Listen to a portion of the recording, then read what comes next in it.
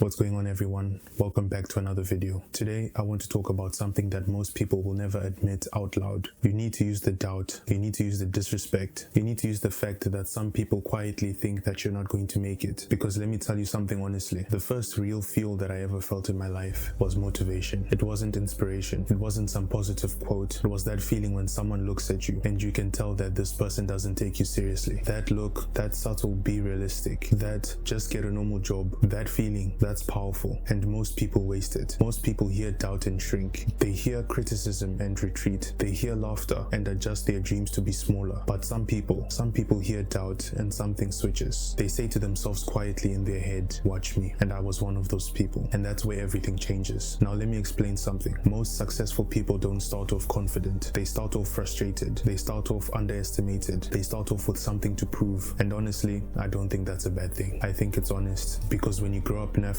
whether you're in Zimbabwe, South Africa, Egypt, Morocco, Tunisia, Algeria, Angola, Nigeria, and other African nations, when you grow up in a place where opportunities aren't handed to you, you feel that gap. You feel that difference between where you are and where you know you could be. And that's when someone tells you it's impossible. It hits different. But here's the truth. Most of you watching this are not the penguin that walks away from the crowd. You like the idea of it. You repost the quotes, you watch the motivational videos, and you imagine yourself being different. But when it's time to actually separate from the herd, when it's time to be the only one trying something new, when your friends laugh, when your family questions you, you fold. And I'm not saying that to insult you. I'm saying that because I've seen it. Most people are more afraid of embarrassment than they are of regret. They are terrified that someone might see them fail, so they don't even try. They don't start their business, they don't start their channel, they don't learn a skill, they don't apply, and they don't risk. And then they convince themselves that they didn't want it anyway. They say things like, "I don't even care about money like that. I don't even want to be rich, and I don't need all that." That's not true. You do want more. You're just too scared to look stupid chasing it. And pride is the trap. You don't want to damage your image. You don't want people to say that "I told you so." But let me ask you this. Would you rather protect your ego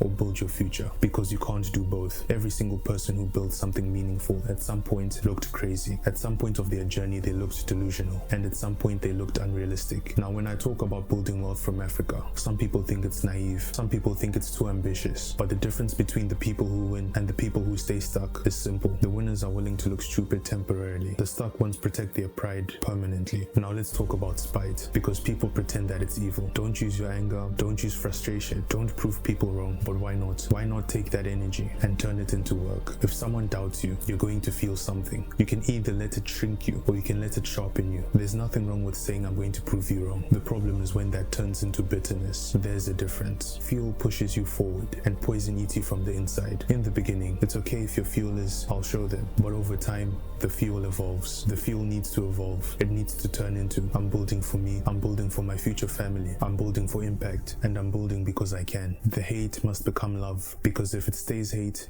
you'll burn out. And if it becomes love, you'll build forever. Now, some of you guys might say, "But no one doubts me." That's not a good sign. If no one is doubting you, then you're probably not aiming high enough. If no one questions your ambition, you're probably playing it safe. If no one thinks that you're unrealistic, you're probably not dreaming big enough. People only doubt things that threaten their own comfort. When you want more, you're reminding them that they settled, and that to them really stings. So they protect themselves by doubting you. It's not even about you most of the time. It's about them. And here's something else. Most people aren't actually watching you like you think. You're not the main character in their life. They are too busy worrying about themselves. So all that fear about embarrassment, it's exaggerated. And even if you fail, they'll forget. But if you succeed, they'll remember. And here's the funny part. Some of these people who doubted you will later say, "I always knew that you'd make it." This happens all the time. And you won't even be angry anymore, because by then you won't need their validation. That's the goal. Not to prove them wrong forever, but to build something so real that you no longer care who doubted you. So here's what I want you to understand. If you feel underestimated, good. If you feel like people don't see your potential, good. And if you feel like you've got something to prove, good. That means you're alive. Now channel it. Channel that energy. Don't argue. Don't announce. Don't explain. Build quietly. Work consistently. Learn aggressively. And let your results speak. Because in the end, it's not about proving them wrong. It's about proving yourself right. If you watched this whole video, comment one word: building. Let me know that you're not just inspired, you're taking action. As always, from Africa to the world, let's build wealth.